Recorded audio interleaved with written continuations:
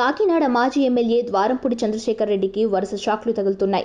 మాజీ CM YS Jaganmohan రెడ్డికి అత్యంత సన్నిహితుడిగా మెలిగిన ఈయన ఇప్పుడు వరుస దాడులతో ఉక్కిరిబిక్కిరవుతున్నారు.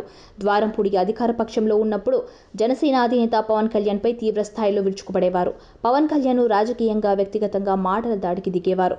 వైసీపీ అధికారంలో ఉన్నప్పుడు ద్వారంపూడి చంద్రశేఖర్ రెడ్డి కాకినాడ పోర్టు అడ్డాగా చేసుకుని రేషన్ మాఫియాకు పాల్పడ్డారని, విదేశాలకు భారీగా తరలించి వేల కోట్లు అక్రమార్జనకు పాల్పడ్డారని అటు టీడీపీ, ఇటు జనసేన ఆరోపించాయి. ఇక సార్వత్రిక ఎన్నికల్లో ద్వారంపూడి చంద్రశేఖర్ రెడ్డి ఓటమి తర్వాత తాజా ప్రభుత్వం ఆయనకి టార్గెట్ చేసినట్లు తెలుస్తోంది.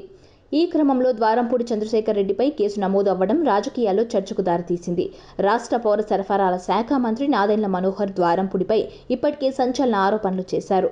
దేశంలో ఎక్కడా జరగని విధంగా గత ప్రభుత్వ హయాంలో బియ్యం అక్రమ రవాణా జరిగిందని, కాకినాడ పోర్టును అడ్డాగా మార్చుకొని మాజీ ఎమ్మెల్యే కుటుంబం భారీ అవినీతికి పాల్పడిందని ఆరోపించారు. పేదల పొట్టకొట్టి కోట్లు దోచుకున్న ఏ ఒక్కరిని వదిలిపెట్టే ప్రసక్తే లేదని, వ్యవస్థ ప్రక్షాళన జరిగే వరకు తనిఖీలు చేస్తూనే ఉంటామని హెచ్చరించారు. ఇవన్నీ చూస్తుంటే రేషన్ బియ్యం మాఫియా విషయంలో మాజీ ఎమ్మెల్యే ద్వారంపూడి చంద్రశేఖర్ రెడ్డి చుట్టూ ఉచ్చు బిగుస్తుందని తెలుస్తుంది.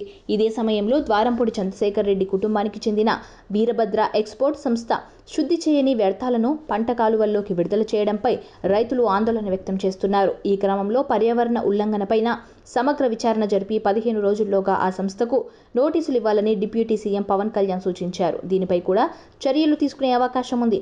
మొత్తం ద్వారంపూడిని అష్టదిగ్బంధనం చేసినట్టు స్పష్టమవుతుంది.